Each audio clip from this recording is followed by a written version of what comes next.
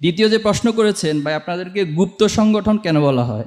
আচ্ছা, তো গুপ্ত সংগঠন বলা হয় যে আজকে যে আমরা গোপনে এই প্রোগ্রামটা করছি, সাংবাদিকরা গোপনে এখানে রেকর্ড করছে এবং গোপনে গোপনে এটা প্রচার করা হবে, আর গোপনে গোপনে আমরা এটা দেখব, এই জন্য মূলত শিবিরকে গুপ্ত সংগঠন বলা হয়। তো আর কোনো উত্তর তো আমাদের কাছে নাই। যারা আমাদেরকে গুপ্ত বলে, যদি গত 1 বছরের কাজগুলোকে আপনি 2টা স্লাইডে এখানে দেখান, যে যারা গুপ্ত বলে তাদের কার্যক্রমের লিস্ট আর যাদেরকে গুপ্ত বলা হয় তাদের কার্যক্রমের লিস্ট, তাহলে আপনি এখানেই উত্তরটা পেয়ে যাবেন।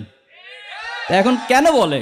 বলার কারণ হচ্ছে আসলে তারা কোনো কর্মসূচি পায় না। আমাদের সেক্রেটারি জেনারেল মাঝখানে একটা বক্তব্যে বলছিলেন যে আপনারা যদি কর্মসূচি না পান আমাদেরকে বলেন, আমরা আপনাদের কর্মসূচি লিখে দিই, তৈরি করে দিই, ডিজাইন করে দিই, তারপরে অহেতুক কাজ নিয়ে থাকবেন না।